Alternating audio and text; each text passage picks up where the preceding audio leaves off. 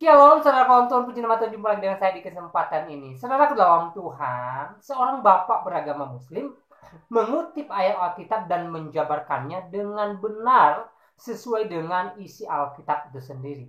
Tidak seperti dengan beberapa orang ustadz, misalnya Ustadz Kainama yang sering mengutip Alkitab, tapi salah semua. Dan ada beberapa orang ustadz lainnya yang suka mengutip ayat Alkitab, tapi disalahgunakan atau disalahartikan. Ya, Bapak di video berikut beda, saudara Tuhan. Bagi saya dia keren. Kenapa? Dia mengutip ayat Alkitab, dia menjabarkannya dengan benar sesuai dengan isi Alkitab itu sendiri. Ini sangat luar biasa, saudara Tuhan.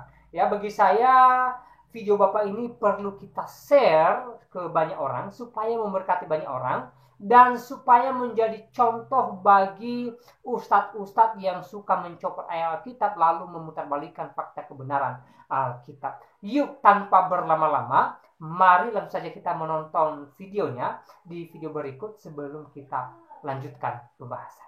Nah, kenapa kemudian sekarang ada Yahudi, ada Kristen, ada Islam, dan ada yang lain? Ada 3 agama besar di dunia ini yang sering kita sebut. Kalau kita mengacu kepada 3 agama besar ini, mulai dari Yahudi, kemudian Kristen, dan yang paling terakhir adik bungsu namanya Islam. Kenapa penyebutan nama Tuhannya nyaris sama? Yahudi menyebutnya sebagai El,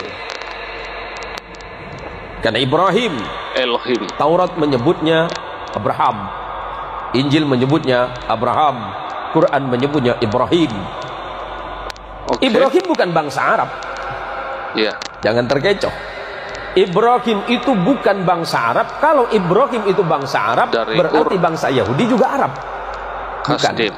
Ibrahim itu berasal dari Mesopotamia, yang kemudian sering kita sebut sebagai Irak hari ini, atau dulu sering kita sebut Babilonia.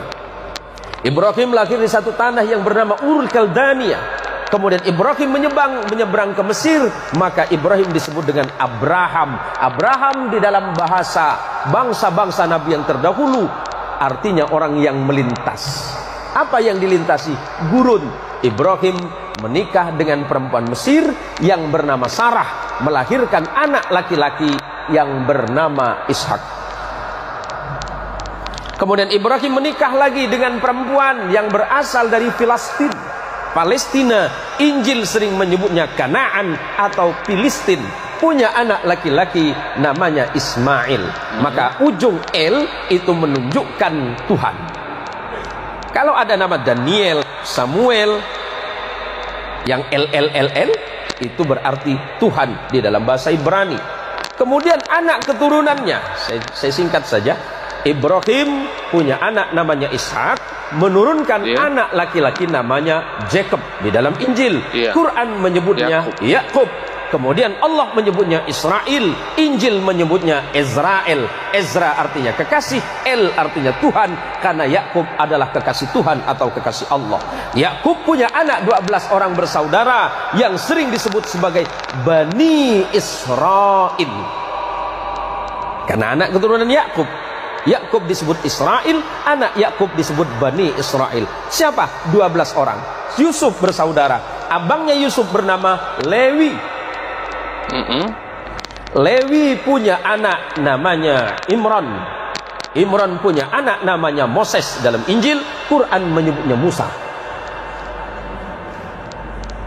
Dan punya adik yang bernama Harun. Adik Lewi namanya Yahuda, yang kelak menjadi cikal bakal nama agama Yahudi. Yahuda punya keturunan terus, salah satunya bernama David. Di dalam Injil disebut sebagai the King of David. David punya anak namanya King of Salomo. Al-Quran menginformasikan sebagai Sulaiman. Sulaiman punya 2 orang anak yang kemudian tidak jadi nabi, tapi keturunannya ada yang bernama Imran. Imran menikah dengan Hana. Hana dan Imran punya anak yang Quran menyebutnya Maryam, Anda menyebutnya Maria. Maria punya anak namanya, Al-Quran menyebut Isa bin Maryam, dan Anda menyebutnya the Jesus of Christ. Sederhana, Pak. Kenapa berbeda? Itu masalah iman saja. Hari ini kita tidak sedang mempertentangkan iman, tetapi bagaimana kemudian kita merajut perbedaan-perbedaan yang ada untuk menjadi sebuah sumber kekuatan bagi sebuah bangsa besar yang bernama manusia. Lebih-lebih kita adalah bangsa Indonesia yang luar biasa. Tepuk tangan untuk Indonesia. Mantap Pak Ustaz. Itu dia cuplikan videonya, saudara kaum Tuhan. Ya, kita sudah melihat dan mendengarkan apa yang disampaikan oleh beliau. Dia mengutip ayat-ayat Alkitab, dia menjabarkannya dengan benar dan tepat sesuai dengan isi Alkitab sendiri, ya, tanpa merubah daripada isi Alkitab, ya, walaupun dia berbuat satu perbandingan antara Alkitab dengan Al-Quran, ya, tetapi yang saya soroti di sini, ketika dia mengutip ayat Alkitab, dia mengutipnya dengan benar dan menjabarkannya dengan benar juga, ya. Jadi bagi saya ini keren, saudara orang Tuhan, ya. Ini Bapak yang sangat luar biasa, ya. Apa yang dia sampaikan sangat memberkati bagi saya, dan saya percaya saudara juga ikut terberkati.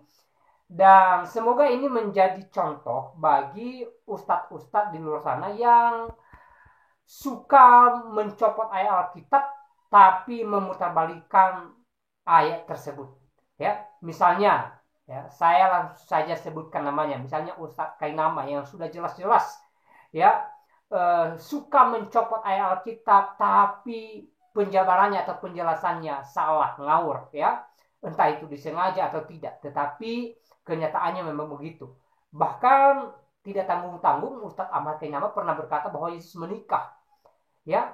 Dan ada pesan-pesannya yang tidak sesuai dengan ayat Alkitab, tetapi dia suka mencopot atau menyematkan ayat Alkitab di dalam pembahasannya, ya. Semoga Bapak di video tadi menjadi contoh bagi mereka supaya mereka tiru apa yang dilakukan oleh seorang Bapak di video tadi, ya. Ketika mereka menyampaikan firman Tuhan, mereka menyampaikannya dengan benar sesuai dengan isi Alkitab itu sendiri, ya. Ini baru keren, ini sangat memberkati saudara kaum Tuhan. Ya, saya pribadi saya berterima kasih kepada beliau yang tadi barusan saudara lihat di video tadi, yang menggunakan ayat Alkitab, menjabarkannya sesuai dengan isi Alkitab itu sendiri tanpa mengurangi nilainya. Saudara, tidak ada gunanya kalau kita mengutip ayat Alkitab tapi memutarbalikkan daripada isi Alkitab itu sendiri, ya. Kita menjabarkan ayat Alkitab tetapi tidak pada konteksnya, tidak pada tempatnya. Itu tidak baik. Nah, yang toleransi ini seperti Bapak di video tadi yang barusan kita lihat bersama. Ini bagi saya Bapak yang sangat toleransi. Ya, dia mengambil ayat Alkitab tanpa mengurangi nilainya, tanpa mengurangi maknanya, tanpa memutarbalikkan isi daripada Alkitab itu sendiri. Dia menjabarkannya sesuai dengan apa yang sudah tertulis di dalam Alkitab. Ini keren banget, saudara kaum Tuhan. Ya, sekali lagi, semoga video ini menjadi berkat bagi kita, terutama menjadi berkat bagi beberapa orang ustadz yang selama ini pernah atau sering mencopot ayat Alkitab lalu memutarbalikkan isi daripada ayat tersebut. Ya, nah, saudara kaum Tuhan, saya tidak panjang lebar menyampaikan pesan melalui video ini. Kiranya video singkat ini memberkati kita dan Tuhan Yesus memberkati kita semua.